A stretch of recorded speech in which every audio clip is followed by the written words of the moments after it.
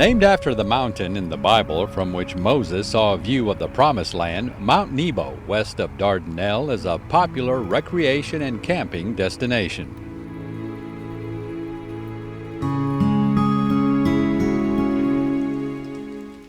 The last time we paid a visit to Mount Nebo, we did a little mountain biking on one of the trails. Well, this time we decided to come back after a late winter glaze and take you down to the Mount Nebo Cascade and Waterfall.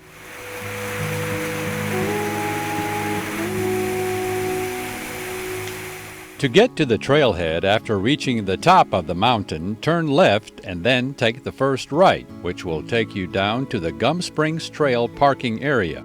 To access the Waterfall grotto, we're going to go partway down the Gum Springs Trail. It's a little bit of a strenuous trail that runs beside this creek, but we only have to go down it for about 10 minutes. And then we'll see something special. As soon as you begin walking down the trail, you'll first notice the cascade to your left.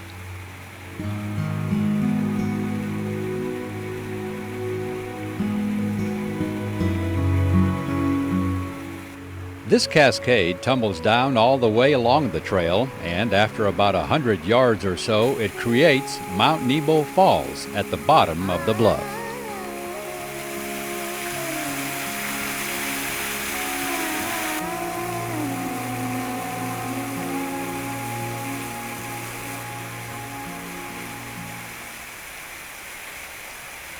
Our Gum Springs Trail is one of our more popular trails because of the waterfall. This is a really popular site that people want to hike in and see. And it's something that you can't see from the road. You kind of have to come down here and experience it for yourself. Unfortunately, not very many people come in the winter time, because it is colder, but I really do enjoy the, kind of the stark beauty that this place has at this time of year. Other times of the year in the springtime when these red buds and sassafras are blooming, it's really beautiful. Our waterfall is seasonal, so it does depend on how much precipitation we're getting to keep the spring that feeds it flowing. But it does flow most of the year. And Mount Nebo is really popular and beautiful place. Lots of people come here and hike. And I encourage everybody to come out and see the natural beauty of this place.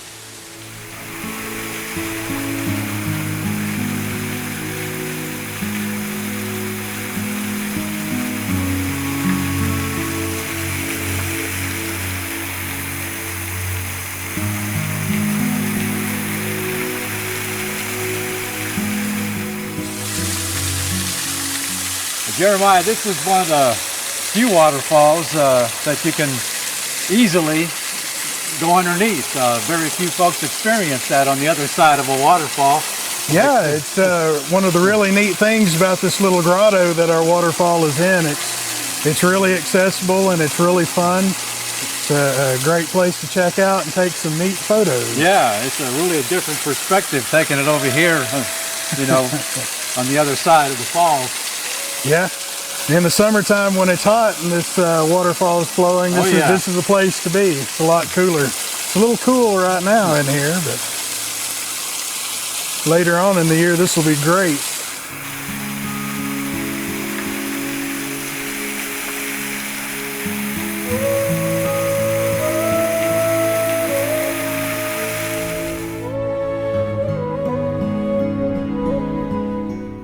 Whichever of the 7 trails you decide to hike at Mount Nebo, one thing is a must.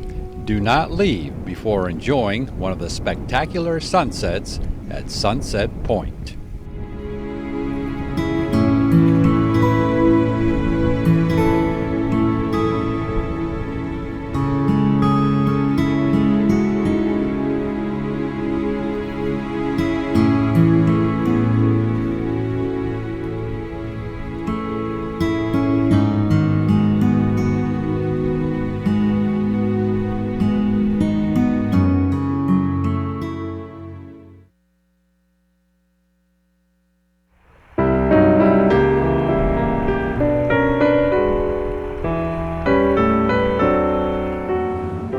Situated not too far from the banks of the Spring River in North Arkansas, the town of Hardy boasts of being the smallest town in Arkansas with a Main Street program. Population 772, salute! There are 41 buildings on the historic register here, and we're going to check out a few.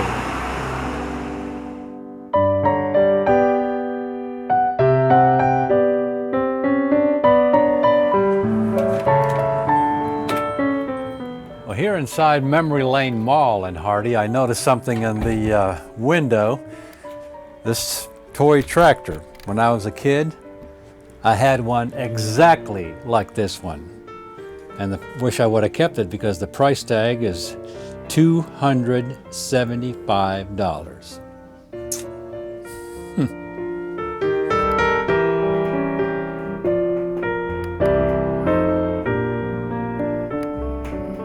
Established in the 1880s as a railroad town, downtown Hardy really hasn't changed all that much throughout the years.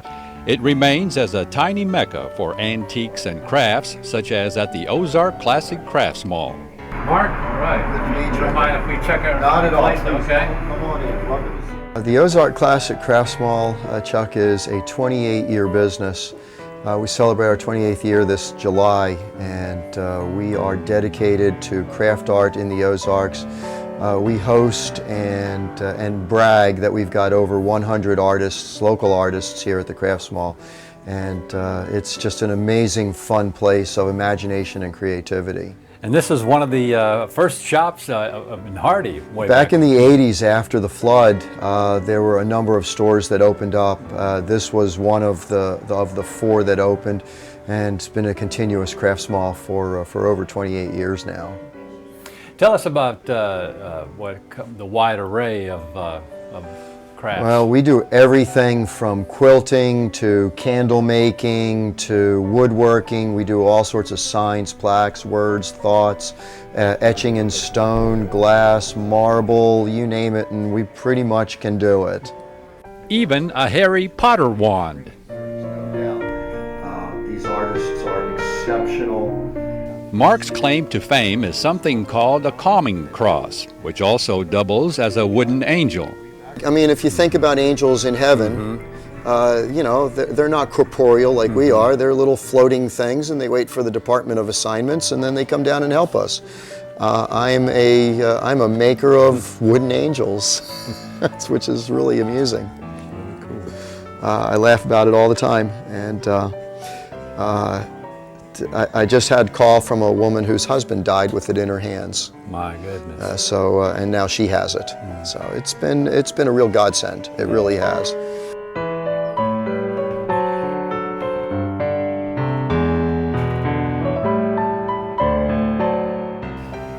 Handcrafted quilts are a mainstay in Arkansas, and in the quilt shop you can find quite a few of them to pick and choose from.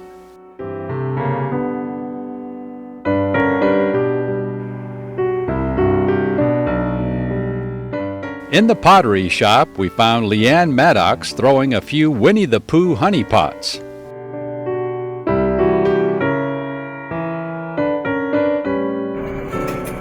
I went to college to major in art, and I just kind of fell in love with the pottery making portion of it, and it actually kind of came easy to me at the time, so we might tend to go with what comes easy, right? And I guess in some ways I always thought I would go into painting or drawing, but I met my husband there. He was also making pottery at the time. And so tell us about these Winnie the Pooh honey pots. Oh, well, you know, basically they contain honey, and I make them with kind of a round belly for just the reason that you said. They do kind of not only is the shape pleasing, but it does make them more functional too. This is the pot itself.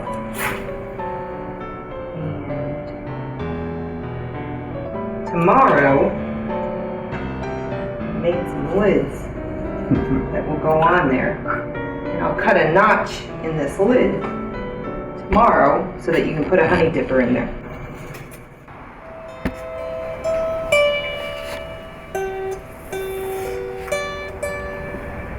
In the dulcimer shop, you can try out one of several different kinds of dulcimers.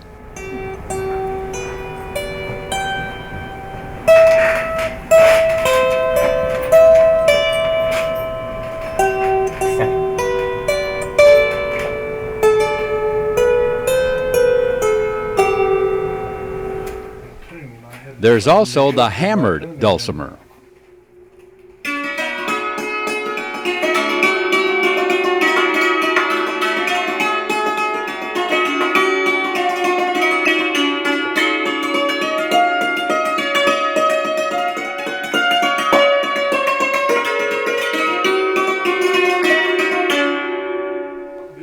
Popular in the Ozarks, the mountain dulcimer has been around for quite some time.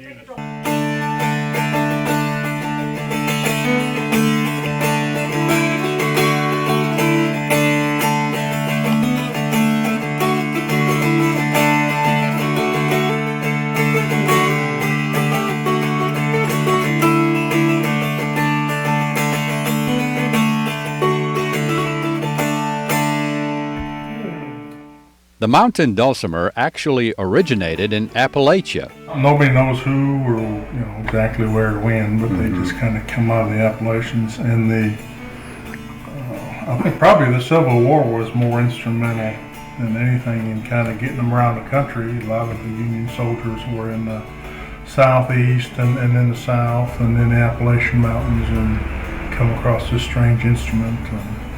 Would take them home. I read one account where a Union soldier from Minnesota, he took a stick and he marked where the frets were supposed to be, and he went home to Minnesota after the war and made him one. So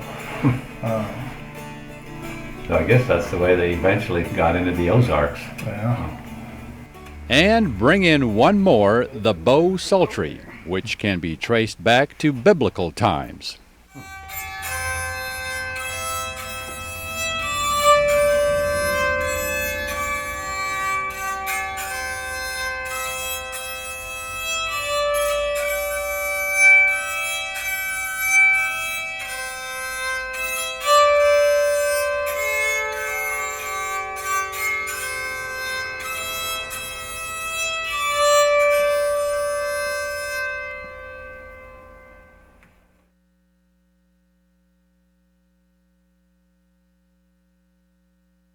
Is this center point? This center point. The old schoolhouse used to be the foundation over there, Just wait a minute. Across Need, just across Need.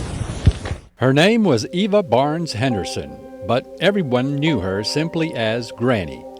Granny was the last of a breed, you might say, which is probably why back in the late 70s, National Geographic magazine did an article on her when she was living in a rustic cabin down at the end of Center Point Road in the upper portion of the Buffalo National River.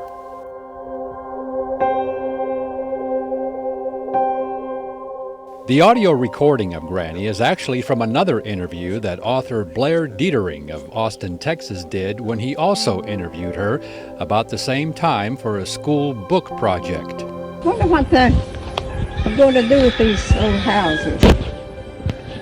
Tear them down, or they did say they're going to just use here like this old up here. This segment is about our hike with Dietering to Granny's cabin, 3.5 miles down what is now Center Point Trail.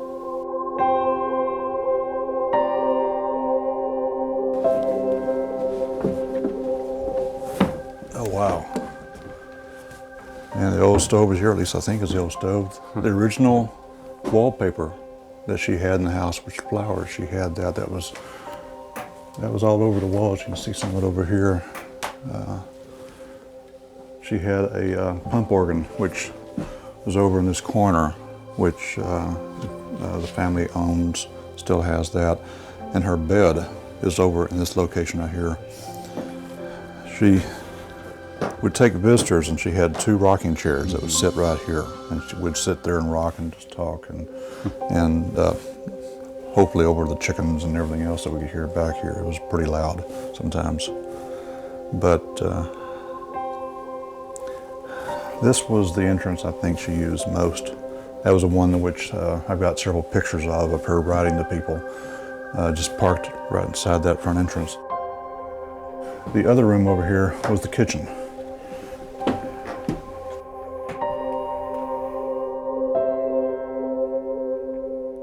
I've been wanting to come back down here for, 20, 30 some odd years. I did not want to do it alone because, as you can tell by the hike coming down here, it's a challenging hike, and when you get to the point where you're a little bit more mature, you're thinking a little bit more wiser than you did as a kid who used to come down here in an old car hoping you're going to get out. Yeah, when the road was open. When the road was open. It was a challenging road then. It's even a more challenging hike now.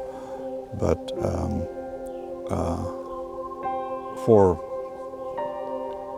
whatever reason,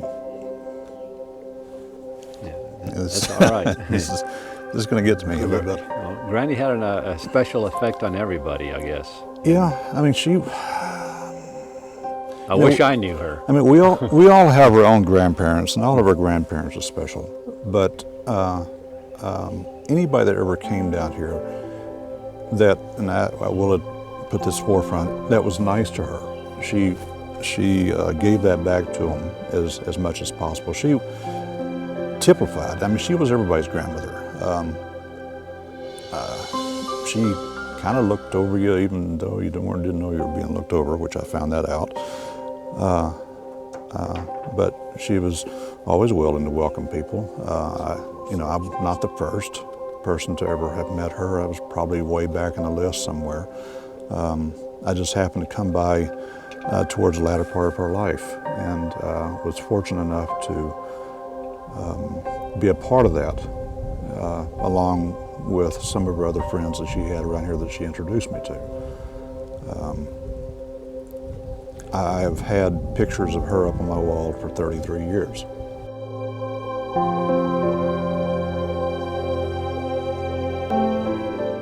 She had 3 washboards. She had a glass washboard, she had a tin washboard, and I believe she had either a brass or copper. I can't remember which one it was. All 3 of them had particular features. They did certain things. The glass, I think she said, was for fine linens. And I think the brass or copper was for medium dirt. And she says if you really had something dirty, it was tin. The life that she lived here, I mean, people would say, my gosh, this was a hard life. But to her, it wasn't. No, she loved it. She loved it. In fact, she hated the thought. She really, really hated the thought of leaving here. And I think her grandson says, well, we can bring you back. And she says, no, once I leave, I'm not coming back. She says, I do not want to see it again after I leave. It just meant that much to her. I mean, she had her animals here. She had her farm here. She had this incredible view, which I kind of forgot about that. Of course, you look out here now, and I'm seeing a bunch of trees, and what she saw was a big open field with animals, with cows, with horses, that type of thing. She didn't have running water. She had a well, and of course, by the time I got here, it had run dry, so some neighbors would help her with the water. Up until then, she would take 2 5-gallon buckets and go down to the river over here and pick up the water and bring it back. Now, 5 gallons each, that's a lot of weight. But, and of course, I never crossed her, didn't really want to. My first experience with her, it was meeting her in the woods down near Sneed Creek, and we didn't even know anybody lived up here. We'd camped down on the river and heard somebody chopping wood. And we thought, well, we're gonna go investigate, see who's chopping wood around here. And I found this little short woman that was under 5 feet tall with a double blade axe just whacking away.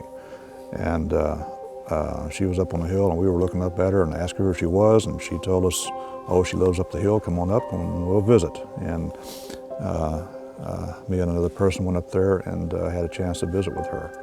And was astonished that anybody still lived down here, and especially astonished that somebody lived down here with what we consider to be lack of electricity or water or plumbing, that type of thing. That kind of astonished me at the time, but she was so used to it, it was just second nature to it. For her to live in a house that was modern by our standards would have, I think, confused her. I think when she did eventually move into a house that way, she just didn't know what to do with it.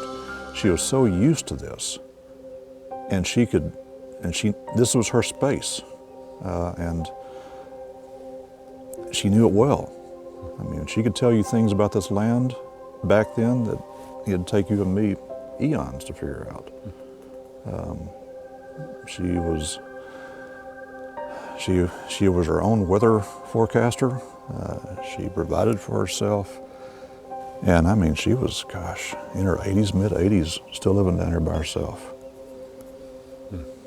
Remarkable woman.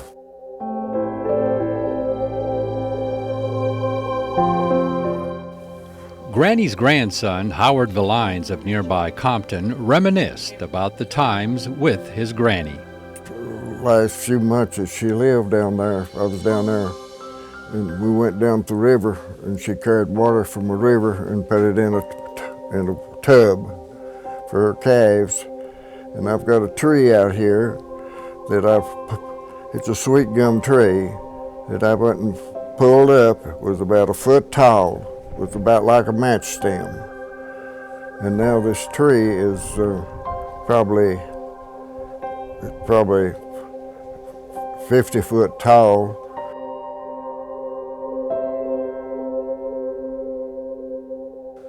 When we started leaving out, she looked back. Mm-hmm. Yeah. It's, after living there for so many years, it is tough to leave a home place. She looked back to see it for her last time, to be there. Yeah.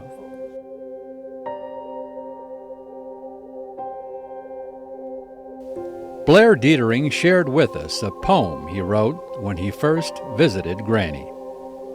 Through the midst of many hollows, where all of time stands still, there blows the wind of memories throughout these rugged hills. And though the wind may vary, there's a lesson to be heard. It's spoken by the past and by the everlasting word.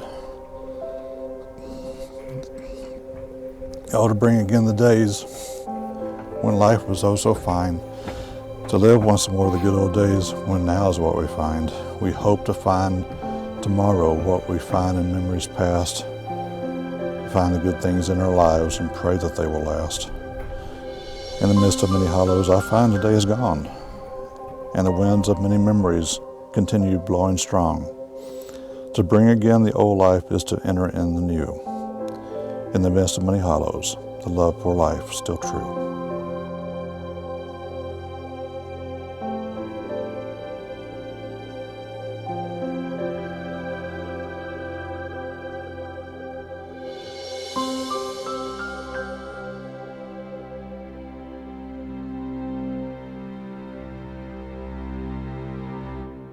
So make the hike for yourself along the Center Point Trail north of Ponca and spend some time at the home place of Granny Henderson, who was an inspiration to many of those who lived along the Buffalo National River. And for more on this destination, plus many of our others, or to order a copy of an episode, visit our brand new and expanded website at aetn.org/exploringarkansas. And we'll see you again the next time for another exciting adventure on Exploring Arkansas.